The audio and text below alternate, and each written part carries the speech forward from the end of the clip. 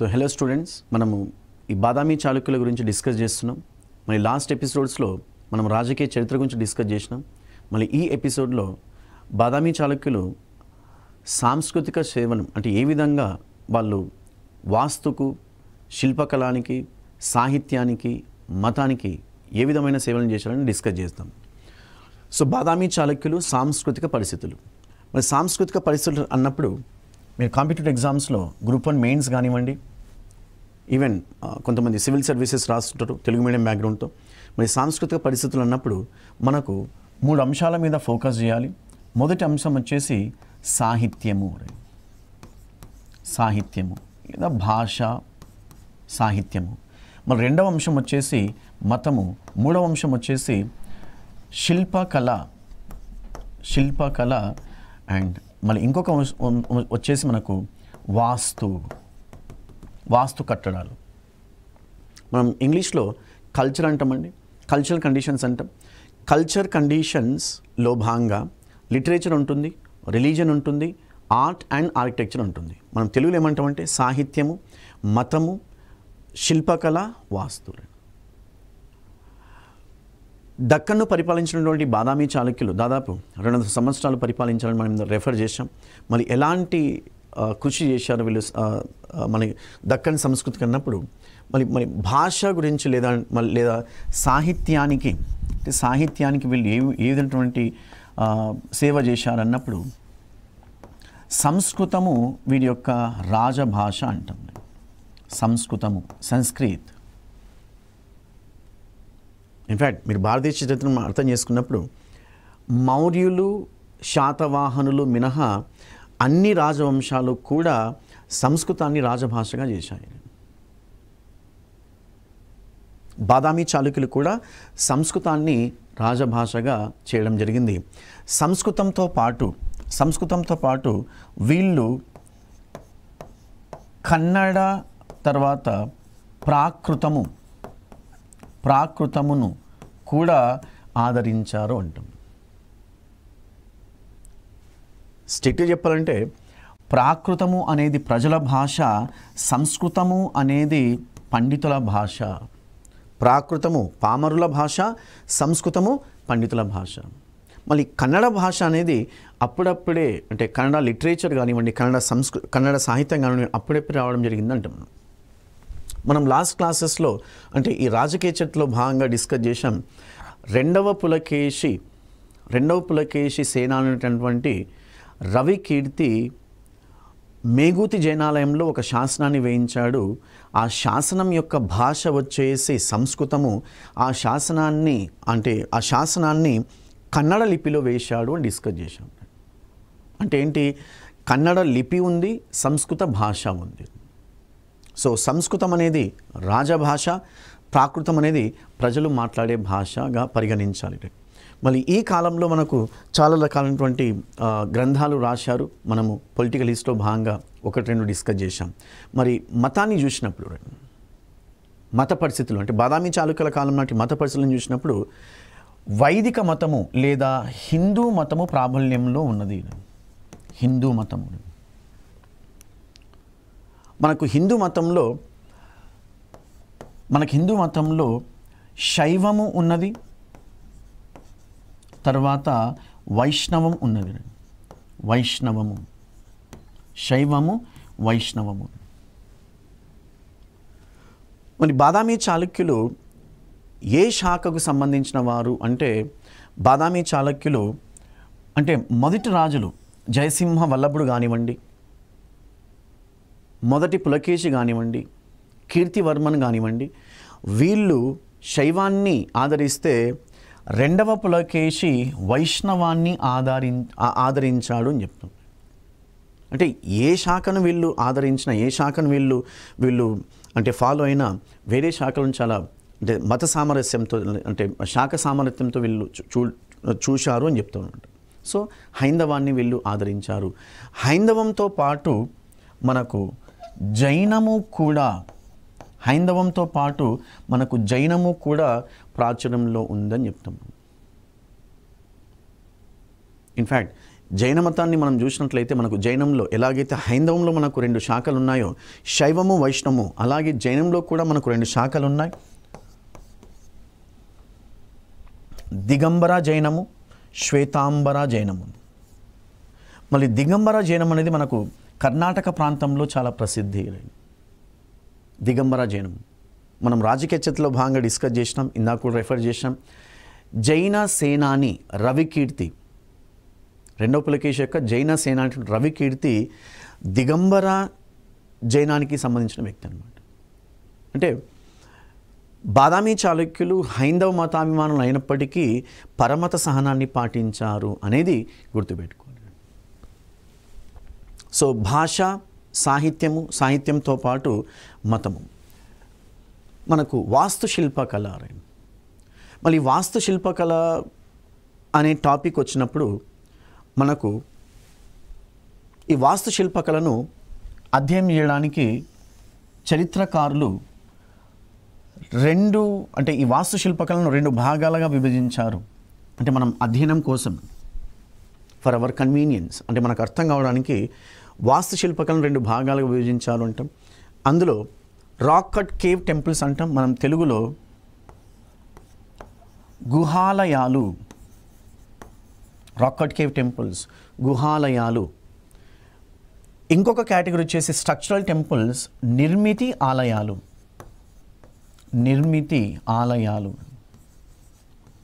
గుహాలయాలు, rock cut cave temples, structural temples, నిర్మితి ఆలయాలు.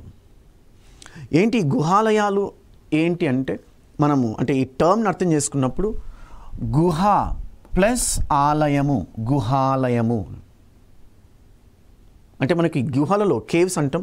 ఈ గుహలలో మనకు 2 భాగాలు ఉన్నాయి, 2 రకాల గుహలు ఉన్నాయి. ఒకటి న్యాచురల్ కేవ్స్ అంటాం, అంటే ప్రకృతి సహజ సిద్ధంగా ఉన్నటువంటి గుహలు. రెండవది వచ్చేసి ఆర్టిఫిషియల్ కేవ్స్ లేదా మ్యాన్ మేడ్ కేవ్స్ అంటాం.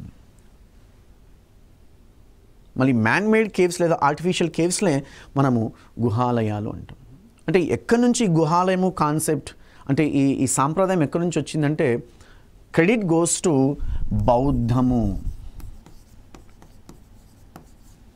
అంటే మౌర్యుల కాలం నుంచి ఈ బౌద్ధ సన్యాసులకు, ఈ మౌర్య చక్రవర్తులు కానివ్వండి, మళ్ళీ మౌర్యుల కాలంలో ఉన్నటువంటి అంటే ఈ వెల్దీ సెక్షన్స్ ఆఫ్ సొసైటీ ఎవరైతే ఉన్నారో వాళ్ళు బౌద్ధ సన్యాసులకు, జైన సన్యాసులకు, అజీవికా సన్యాసులకు వీళ్ళు కొన్ని గుహలను నిర్మించారు.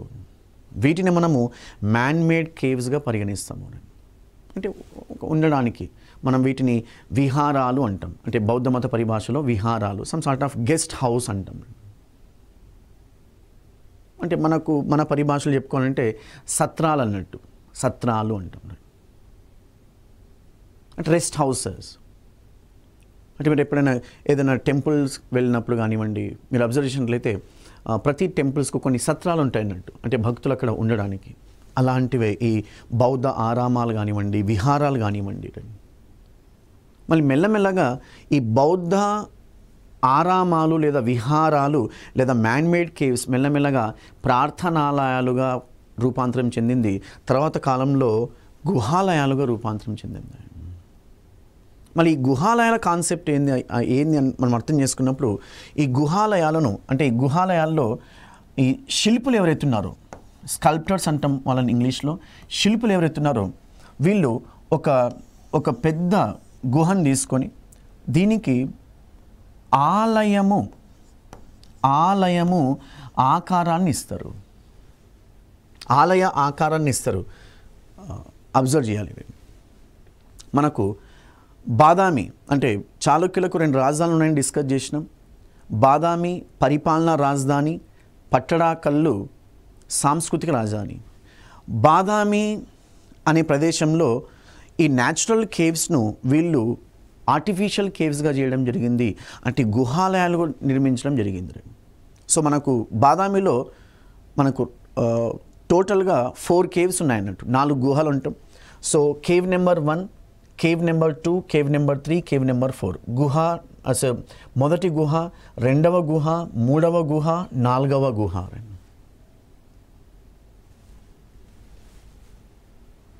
సో గుహాలయము. అబ్జర్వ్ చేయాలి. కేవ్స్ అన్నట్టు గుహలు. మళ్ళీ ఈ గుహలలో అంటే ఈ గుహలను ఎవరికి అంకితం ఇచ్చారు అన్నప్పుడు మనకు శైవం ఉంది, వైష్ణవం ఉంది. అంటే హిందూయిజంలో 2 శాఖలు ఉన్నాయని మనం రెఫర్ చేసాం, శైవం, వైష్ణవం. So Lord Shiva and Lord Vishnu. మనం అంటే హైందవంతో పాటు మనకు జైనం కూడా ఉంది కాబట్టి ఈవెన్ జైన తీర్థాంకరులకు కూడా ఈ గుహలను అంకితం ఇచ్చారు అంటాం. ఇది ఫస్ట్ కేటగిరీ అన్నట్టు, రాక్ కట్ కేవ్ టెంపుల్స్ లేదా గుహాలయాలు. సో బాదామి చాళుక్యులు గుహాలయాలను నిర్మించారు, నిర్మితి ఆలయాలను కూడా నిర్మించారు. మళ్ళీ నిర్మితి ఆలయాలు, స్ట్రక్చరల్ టెంపుల్స్ మనం అర్థం చేసుకున్నప్పుడు, నిర్మితి ఆలయాలను అర్థం చేసుకున్నప్పుడు సింపుల్ మోడర్న్ ఇంజనీరింగ్ టెక్నాలజీ అన్నట్టు. అంటే ఒక పేపర్ మీద మనం స్కెచ్ వేసుకొని దాన్ని యాజ్ ఇట్ ఈజ్గా ఫిజికల్గా నిర్మించడం నిర్మితి ఆలయాలు. మళ్ళీ ఈ నిర్మితి ఆలయాల్లో భాగంగా మనకు అంటే ఈ దేవాలయాల నిర్మాణంలో భాగంగా మనకు 3 ప్రధాన శైలులు ఉన్నాయి. అందులో ఒకటి నగర శైలి లేదా శిఖర శైలి. నగర శైలి లేదా శిఖర శైలి. మనకు ఉత్తర భారతదేశంలో ఉన్న టెంపుల్స్ ఏవైతే ఉన్నాయో, అన్నీ కూడా నగర లేదా శిఖర శైలిలో నిర్మించారు అంటున్నాం. మళ్ళీ దక్కన్లో మనం డిస్కస్ చేసిన బాదామి చాళుక్యులు దక్కన్ను పరిపాలించాలని మనం రెఫర్ చేశాం. మళ్ళీ దక్కన్లో ఏ శైలిలో నిర్మాణాలను చేపట్టారు, టెంపుల్ నిర్మాణాలను చేపట్టారంటే వెసారా శైలి. మరి దక్షిణ భారతదేశానికి వెళ్ళినప్పుడు మనకు ఆలయాలను ద్రవిడ శైలిలో వీళ్ళు నిర్మించారు. ఏంటి నగర శైలి ఏంటి, వెసారా శైలి ఏంటి, ద్రవిడ శైలి ఏంటి అన్నప్పుడు మనం అబ్జర్వ్ చేసినట్లయితే ఈ గర్భగుడి ఏదైతే ఉందో గర్భగుడి మనం ఇంగ్లీష్లో శాంక్టమ్ అండ్ శాంక్టోరం అంటాం, గర్భగృహ అంటాం సంస్కృతిలో. మళ్ళీ గర్భగుడి ఆకారంలో కొన్ని డిఫరెన్సెస్ ఉంటాయి.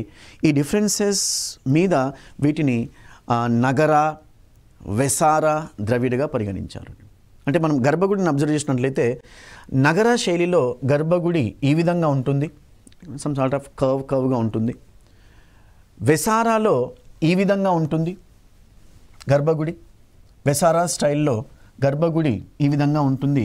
మళ్ళీ ద్రవిడియన్ స్టైల్లో గర్భగుడి ఈ విధంగా ఉంటుంది. సో నగరా స్టైల్ లేదా నగరా శైలి ఉత్తర భారతదేశం, వెసారా శైలి దక్కన్, ద్రవిడ శైలి దక్షిణ భారతదేశం. ఈవెన్ కాకతీయులు కూడా టెంపుల్స్ను మనకు వెసారా స్టైల్లో తర్వాత మనకు ద్రవిడియన్ స్టైల్లో వీళ్ళు కట్టించారని చెప్తారు.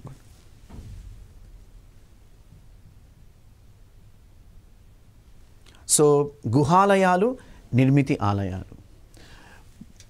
సో మనము బాదామి చాళుక్యుల గురించి డిస్కస్ చేస్తున్నాం కాబట్టి బాదామి చాళుక్యులు నిర్మితి ఆలయాలను వెసారా శైలిలో నిర్మించారు అని చెప్పాలి. మళ్ళీ వెసారా శైలి ఏంటయ్యా అన్నప్పుడు జనరల్గా చరిత్రకారులు, ఐకోనోగ్రఫిస్ట్ వీళ్ళందరూ ఏం చెప్తారంటే వెసారా శైలి అనేది కాంబినేషన్ ఆఫ్ నగర అండ్ ద్రవిడ అంటారు, మిశ్రమము. నగర శైలిలో ఉన్నటువంటి ఈ ఫీచర్స్ ఏవైతున్నాయో, ద్రవిడియన్ శైలిలో ఉన్నటువంటి ఫీచర్స్ ఏవైతున్నాయో వీటి యొక్క మిశ్రమమే వెసారా శైలి అంటారు. It's a combination, it's a mixture of both the styles, నగర అండ్ ద్రవిడియన్ స్టైల్. మళ్ళీ ఈ బ్యాక్గ్రౌండ్తో బాదామి చాళుక్యులు ఎలాంటి గుహాలయాలను ఎక్కడెక్కడ నిర్మించారు, బాదామి చాళుక్యులు నిర్మితి ఆలయాలను ఏ ఏ ప్రదేశాలను నిర్మించారన్నప్పుడు మనం ఇందాక రెఫర్ చేశాం. సో చాళుక్యులు బాదామి అనే చోట గుహాలను నిర్మించారు. ఐహోలే అనే ప్రదేశంలో మనకు గుహాలను నిర్మించారు. అలంపూర్, పట్టడాకల్ అనే ప్రాంతాలలో నిర్మితి ఆలయాలను వీళ్ళు నిర్మించారు అంటారు. సో బాదామి, ఐహోలే మనకు గుహాలయాలు, పట్టడాకల్ అలంపూర్లో మనకు నిర్మితి ఆలయాలు. మరి మీరు అబ్జర్వ్ చేసినట్లయితే బాదామి కేవ్స్ లేదా బాదామి గుహలు, మనం ఇందాక రెఫర్ చేసినట్టు Badami it's an administrative capital of Chalukyas, పరిపాలన రాజధాని. మనం పొలిటికల్ హిస్టరీలో భాగంగా డిస్కస్ చేసినాం.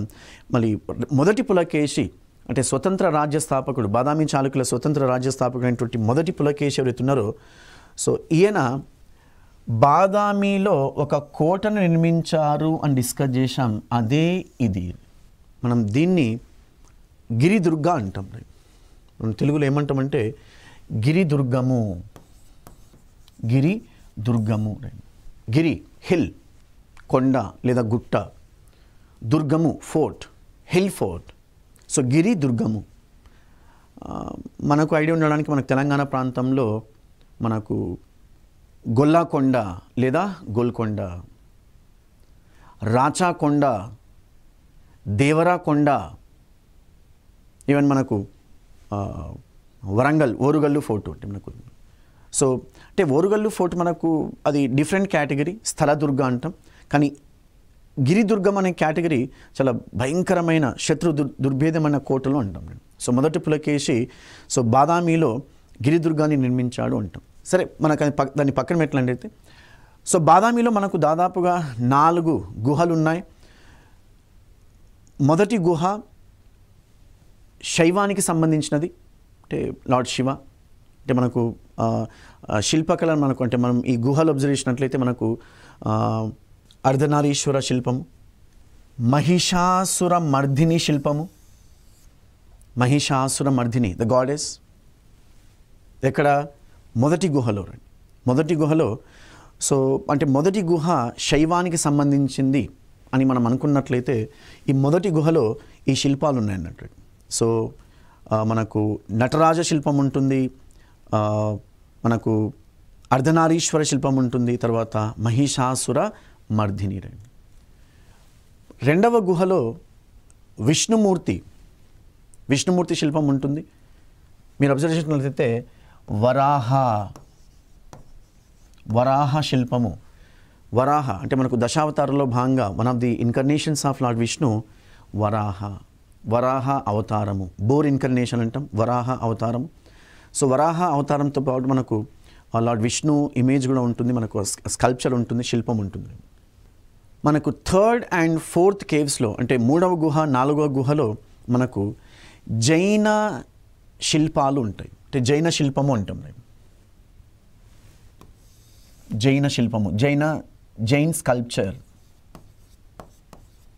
జైన శిల్పాలు. సో ఈ అంటే మనకు జైన మతంలో ఈ గురువులను ఎవరైతే ఉన్నారో వాళ్ళను మనము తీర్థాంకరులు అంటాం.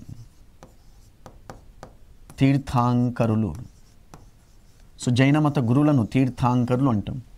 సో మళ్ళీ జైన మత సాంప్రదాయం ప్రకారము మనకు దాదాపుగా 24 మంది తీర్థాంకరులు కలరు అంటాం. సో అది చాలామందికి తెలుసు. మొదటి తీర్థాంకరుడు రిషభనాథుడు, 23వ తీర్థాంకరుడు పార్శ్వనాథుడు, 24వ తీర్థాంకరుడు వర్ధమాన మహావీరుడు. అంటే ఈ 3rd and 4th కేవ్స్లో భాగంగా మనకు జైనానికి సంబంధించినవి. మనం ఈ మతంలో భాగంగా రెఫర్ చేశాం. బాదామి చాళుక్యులు హైందవ మతాభిమానులు అయినప్పటికీ పరమత సహనాన్ని ప్రదర్శించారు. మళ్ళీ వీళ్ళు జైనాన్ని కూడా ఆదరించారు. జైనులకు కూడా వీళ్ళు అంటే ఒక మంచి పొజిషన్ ఇచ్చారు అంటాం. బెస్ట్ ఎగ్జాంపుల్ మళ్ళీ ఈ కేవ్స్ను మనం అబ్జర్వ్ చేసినట్లయితే 3rd cave and 4th cave dedicated to Jain tirthankars అంటాం. సో జైన శిల్పాలు ఎస్పెషలీ మనకు 24 తీర్థాంకర్ 24 తీర్థాంకర్ ఎవరైతే ఉన్నారో మనకు వర్ధమాన మహావీరునికి సంబంధించినటువంటి గుహలు అంటాం. So Mahavir Jain sculptures cave temple 4 అంటాం. సో విష్ణు గుహ 3వ గుహ. ఈ 4th టెంపుల్ వచ్చేసి అంటే 4th కేవ్ టెంపుల్ వచ్చేసి మనకు జైనానికి సంబంధించినది. మరి 3rd కేవ్ టెంపుల్ వచ్చేసి మనకు వైష్ణానికి సంబంధించినది. వైష్ణానికి మనం ఇందాక రెఫర్ చేసాం.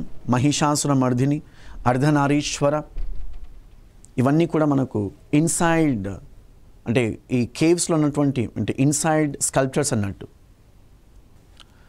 సో ఈ వాస్తుశిల్పాల్లో భాగంగా గుహాలయాలతో పాటు మనకు నిర్మితి ఆలయాలు కూడా ఉన్నాయి. మనం ఇందాక రెఫర్ చేసినట్టు బాదామి చాళుక్యులు గుహాలయాలు నిర్మించారు, నిర్మితి ఆలయాలను కూడా కట్టించారు. మరి ఈ నిర్మితి ఆలయాలను ఏ శైలిలో వీళ్ళు నిర్మించాలని మనం రెఫర్ చేశాం, విసార శైలిలో వీళ్ళు నిర్మించారు.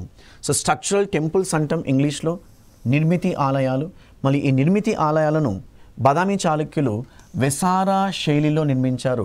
మళ్ళీ ఈ వెసార శైలిలో నిర్మించినటువంటి దేవాలయాలు ఏవైతున్నాయో మనకు 2 ప్రదేశాల్లో కనిపిస్తాయి. సో ఐహోల్తో పాటు పట్టడాకల్, ఈవెన్ మనకు Alampuram, Jogulamba Gadwal district Telangana state. So అలంపురంలో కూడా వీళ్ళ నిర్మితి ఆలయాలు ఉన్నాయంటాం. ఈవెన్ మనకు Nandyal which comes in Kurnool district, and in fact today Nandyal is one of the districts of Andhra Pradesh. Even నంద్యాలలో కూడా వీళ్ళు టెంపుల్స్ కట్టించారు అంటారు. సో ఐహోల్ అంటే నిర్మిత ఆలయాలు, ఐహోల్లో మనకు చాలా చాలా ఆలయాలు కనిపించారు. మళ్ళీ ఐహోల్ను మనం దేవాలయాల నగరంగా చెప్తారనమాట. అంటే చరిత్రకారులు ఏం చెప్తారంటే ఐహోల్ నగరాన్ని దేవాలయాల నగరంగా పరిగణిస్తారు. సో మళ్ళీ ఇంపార్టెంట్ టెంపుల్స్, వెసారా స్టైల్లో కట్టించినటువంటి టెంపుల్స్ ఏవైతున్నాయో మనకు ఐహోల్లో, అందులో ఇంపార్టెంట్ టెంపుల్స్ వచ్చేసి మనకు దుర్గా ఆలయము, గాడెస్ దుర్గా ఆలయము. మళ్ళీ దుర్గా ఆలయాన్ని మనం అబ్జర్వ్ చేసినట్లయితే, సో దుర్గా ఆలయము, ఈవెన్ మీరు కొంచెం అనలిటికల్ స్కిల్స్ యూజ్ చేసినట్లయితే Durga temple looks like modern parliament అన్నట్టు అబ్జర్వ్ చేయాలి. అంటే ఈ పిల్లర్స్ కానివ్వండి, అంటే ఈ షేప్ కానివ్వండి, ఇట్ లుక్స్ లైక్ పార్లమెంట్ అన్నట్టు దుర్గా ఆలయం.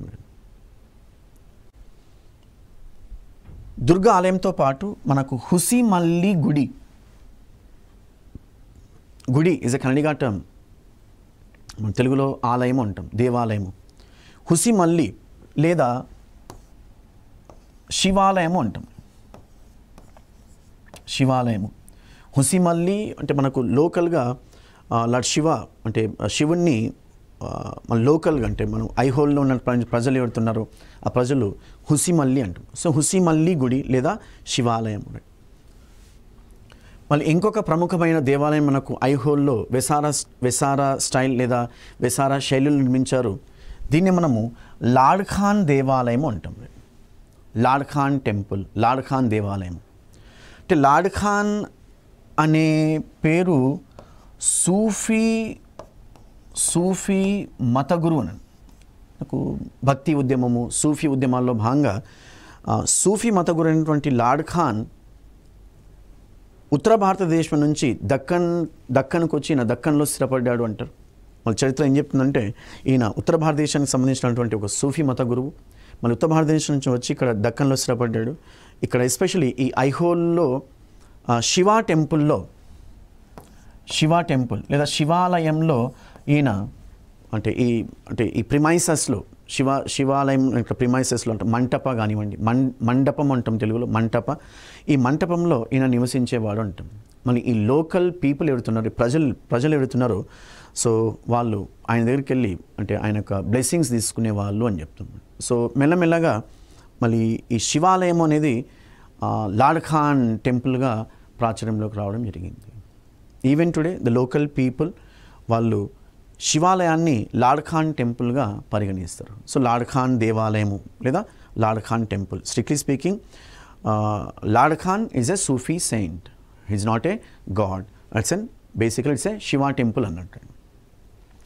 So these are the important temples you call.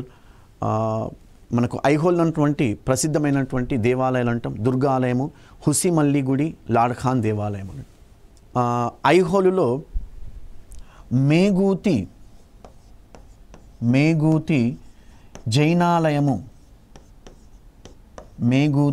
జైనాలయము కూడా కలదు అంటాం ఐహోలులో. మనం పొలిటికల్ హిస్టరీ భాగంగా డిస్కస్ చేశాం. జైన సేన అనేటువంటి రవి కీర్తి ఐహోలులో జైనాలయాన్ని నిర్మించాడు. మళ్ళీ ఈ టెంపుల్ అంటే వాల్స్లో ఈయన ఒక శాసనాన్ని వేయించాడని డిస్కస్ చేశాం. మేగూతి జైనాలయము. సో జైనాలయాలను బసది అంటాం. ఎలాగైతే బుద్ధిస్ట్ ప్రేయర్ హాల్స్ను మనము చైత్యాలుగా పరిగణిస్తామో, జైన్ ప్రేయర్ హాల్స్ లేదా జైన టెంపుల్స్ను బసాదీలు అంటాం. సో మేఘూతి జైన బసది లేదా మేఘూతి జైనాలయ మనకు ఐహోల్ అనే ప్రదేశంలో ఉంది.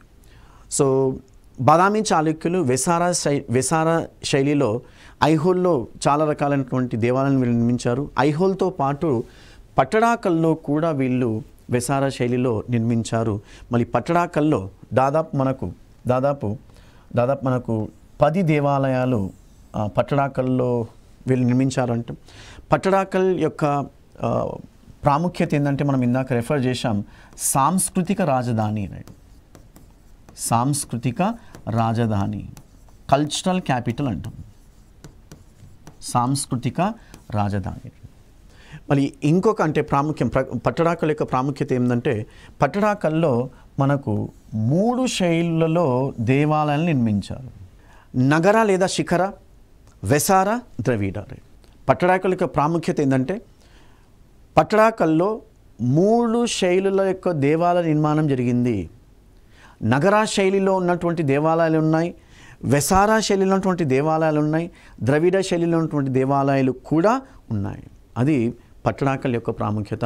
పట్టడాకల్తో పాటు ఈవెన్ అలంపురంలో కూడా ఈ మూడు శైలుల నిర్మాణం జరిగింది అని చెప్తాం. Alampuram, Jogulamba, Gadwal district. Nagara style, Vesara style and Dravidian style. నగర శైలి, వెసారా శైలి, ద్రవిడియన్ శైలి. మనకు ఈ టెంపుల్స్ పట్టడాకల్ ప్రాంతంలో ఉన్నాయి. మనం రాజకీయ చరిత్రలో భాగంగా డిస్కస్ చేశాం. లోకమహాదేవి విరూపాక్ష ఆలయాన్ని కట్టించిందని రెఫర్ చేశాం. మళ్ళీ ఈ విరూపాక్ష ఆలయాన్ని లోకమహాదేవి తన భర్త అయినటువంటి 2వ విక్రమాదిత్యుని యొక్క విజయాలకు చిహ్నంగా ఆమె నిర్మించింది. మళ్ళీ ఈ టెంపుల్ను అంటే విరూపాక్ష టెంపుల్ లేదా లోక మహాదేవి టెంపుల్ అంటాం, లేదా కైలాసనాథ టెంపుల్ అంటాం. అంటే ఈ డిఫరెంట్ టెక్నికల్ టర్మ్స్ ఉన్నాయి ఈ టెంపుల్కు. ఈ టెంపుల్ను ఎక్కడి నుంచి ఆమె కాపీ చేసిందంటే, కంచిలో ఉన్నటువంటి కైలాసనాథ దేవాలయం నుంచి కాపీ చేసింది. సో దీన్ని అబ్జర్వ్ చేయాలి. మనకు కైలాసనాథ టెంపుల్ లేదా కైలాసనాథ ఆలయం అంటాం, తెలుగులో కైలాసనాథ దేవాలయం అంటాం. మళ్ళీ కైలాసనాథ దేవాలయం మనకు ఒరిజినల్గా కంచిలో పల్లవులు నిర్మించారు. పల్లవుల రాజధాని కంచిలో నిర్మించారు. మళ్ళీ ఇదే టెంపుల్ను పట్టడాకల్లో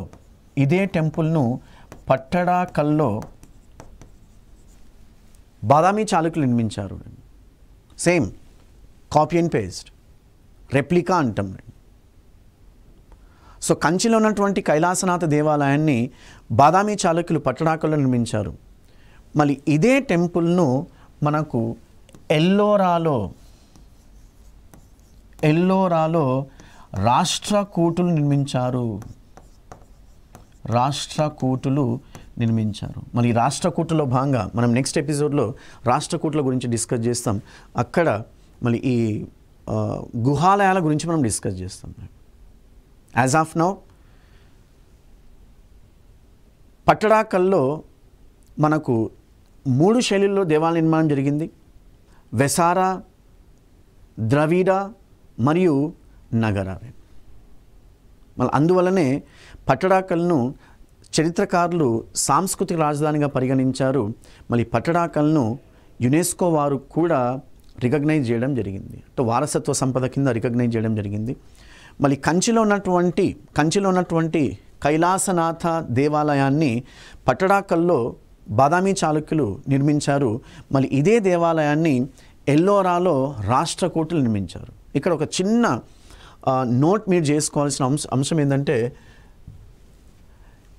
కంచిలో ఉన్నటువంటి కైలాసనాథ దేవాలయము, పట్టడాకల్లో ఉన్నటువంటి కైలాసనాథ దేవాలయము, ఈ 2 కూడా నిర్మితి ఆలయము అనే కేటగిరీకి సంబంధించినవి. స్ట్రక్చరల్ టెంపుల్స్, నిర్మితి ఆలయం అనే కేటగిరీకి సంబంధించింది.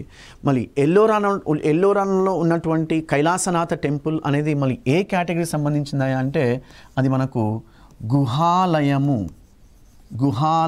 అనే కేటగిరీకి సంబంధించింది, లేదా రాక్ కట్ కేవ్ టెంపుల్స్ కేటగిరీకి సంబంధించినది. మనం ఇందాక రెఫర్ చేసాం. రాక్ కట్ కేవ్ టెంపుల్ అంటే ఒక పెద్ద ఒక బండరాయిని తీసుకొని దానికి ఒక ఆలయం ఆకారాన్ని ఇవ్వడమే రాక్ కట్ కేవ్ టెంపుల్ అంటాం. అంటే ఇది ఎలా కనిపిస్తుందంటే it looks like a shoe అన్నట్టు. ఎవరి షూ అంటే హార్స్ షూ అంటాం అన్నట్టు. అంటే యు ఆకారంలో ఉంటుంది. Kailasanatha rock cut cave temple అంటాం, లేదా కైలాసనాథ గుహాలయం అంటాం.